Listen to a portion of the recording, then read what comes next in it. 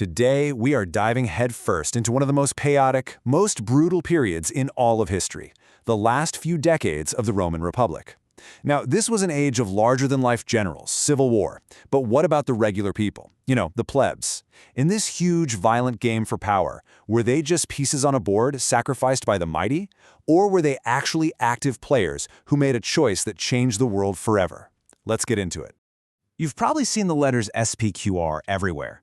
Senatus Populusque Romanus. It means the Senate and people of Rome. It's supposed to signal a partnership, right? But as ambitious politicians and powerful generals started tearing the state apart, that so-called partnership was stretched to its absolute breaking point. So who was really calling the shots? Was it the elites in the Senate, or was it the massive, restless population of Rome? Well, the answer, it's a lot more complicated than you might think. All right, here's how we're going to break this down. First, we're going to look at what the people actually wanted. What was the price of their support? Then, we'll get into the political playbook that was designed to win them over, and we'll see it put into action by some seriously dangerous radicals. After that, we'll watch the two masters of the game, Julius Caesar and his heir Octavian, use that exact playbook to bring the Republic to its knees. And then, we'll finally answer the big question. Were the people players, or were they pawns? So our story takes place in this absolute pressure cooker, a 50-year storm of political violence. It all kicks off the moment a Roman general first turns his army on Rome itself, and it doesn't stop until the final battle that literally ends the Republic for good. This whole era was just defined by raw ambition, massive bribery, and bloody civil war. Okay, so to really get a handle on the people's role in all this, we've got to understand what their lives were actually like. And for the average Roman citizen, life was hard, really hard. Small farmers were getting squeezed off their land by these gigantic estates run by slaves, and that forced them to pour into the cities, especially Rome, where there were just no jobs. So their demands, what they wanted, weren't some abstract political ideas. No, this was about survival. They needed land so they could make a living. They needed some kind of relief from crippling debt. They desperately needed a reliable, cheap food supply. And in a city that was increasingly being run by political gangs, they just wanted to feel safe. And maybe most importantly, they wanted to feel like their voice actually mattered. And right here, this is the absolute key to the whole story. Because despite being poor, Roman citizens, the men anyway, had the right to vote. Now, in theory, that gave them a ton of power. But in practice, it just turned their collective support into a massive prize. A prize that any politician with enough ambition and enough cash could try to win by promising them exactly what they wanted to hear. And this whole situation led to the rise of a new breed of politician.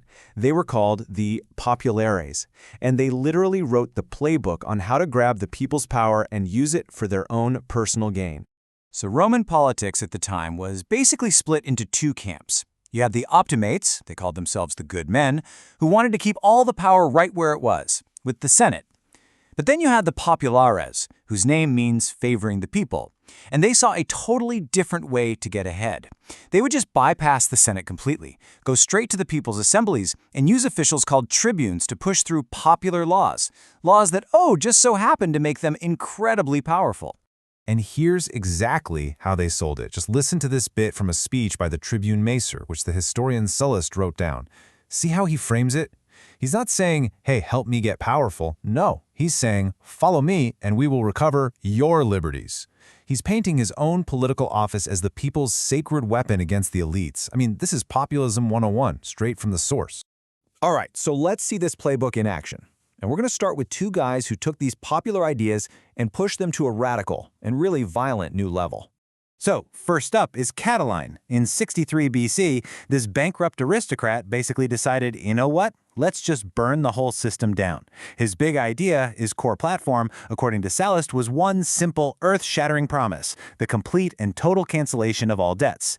Now, in a world where debt was crushing literally everyone, from the poorest farmer to some of the elites, this wasn't just a policy. This was a call for a revolution, fueled by pure economic desperation. And his pitch was incredibly direct. He promised his followers everything the system had taken from them: freedom, riches, glory. He wasn't just offering a few reforms. He was offering to flip the entire social order upside down, with himself right at the top. Okay, so if Catiline weaponized debt, our next guy, Claudius, weaponized the streets themselves. This guy was a total firebrand. He basically built a private army out of street gangs. He used them to bully his rivals, to physically force laws through the assemblies, and to pretty much hold the entire city of Rome hostage.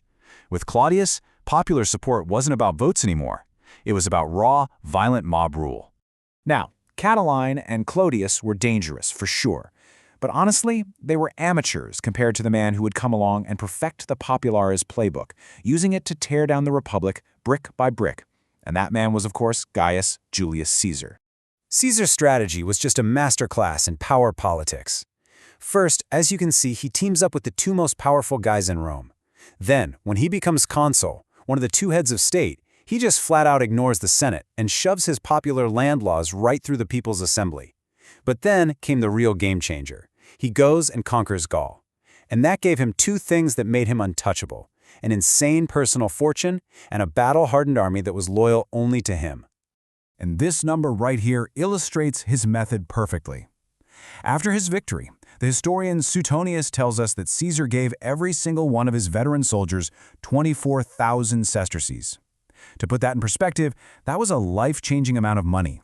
It guaranteed that their loyalty was no longer to the Senate and people of Rome. No, their loyalty was to the man who signed their paychecks, Julius Caesar. So this is the really critical point. Caesar completely changed the relationship. It wasn't about just appealing to the people's interests anymore. It became a direct transactional bond. He delivered land, he delivered grain, he delivered cold hard cash, and in return, the people and his army gave him the power to do literally whatever he wanted. Which brings us to our final case study and the ultimate consequence of all this. After Caesar is assassinated, his heir, a teenager nobody's ever heard of, shows up in Rome, and he's armed with nothing but a very famous name and a very deep understanding of his adoptive father's playbook. I mean, just think about the sheer genius of this first move. Octavian has zero official power, but he gets it. He knows where the real power is now. He immediately honors Caesar's will, paying every single citizen the money they were promised, even though he had to borrow the money to do it. In one move, he instantly became the heir to Caesar's popularity and the focus of the people's loyalty. Now, the Senate thought they could use this kid. They backed him to go fight Mark Antony. But as the historian Appian tells it, the dying consul Pansa spills the beans on their real plan. They were going to let Octavian and Antony beat each other up, and then they'd crush the winner and wipe out all of Caesar's supporters. The old guard was trying to turn back the clock. But Octavian was way ahead of them. The second he realized he was being played, he did exactly what Sulla and Caesar had done before him. He marched his army on Rome. His soldiers, who were loyal to Caesar's name and now Caesar's heir, they just stormed into the city and demanded that their general be made consul. The Senate had absolutely no choice. At just 19 years old, Octavian took control of the Roman state. The game was over. The Republic was finished. So that brings us all the way back to our big question. The people of Rome backed these strongmen again and again. So what did they get out of it? Were they sophisticated players who made a calculated decision, or were they just pawns in a much bigger game? Let's look at the final tally. What did the people gain? Well, they got real, tangible benefits: land, cheap food, cash handouts. They got powerful champions who would actually fight the aristocracy for them. And, after decades of chaos and civil war, they finally got peace and stability under one ruler. But the cost? Well, the cost was the Republic itself. The power they gave these men was the very power that was used to tear down the rule of law and destroy the state. In the end, it seems the people of Rome traded their chaotic, messy collective power for the security and benefits that only an autocrat could offer. You could say they were players and they made a choice, but it was a choice that ended the game for everyone.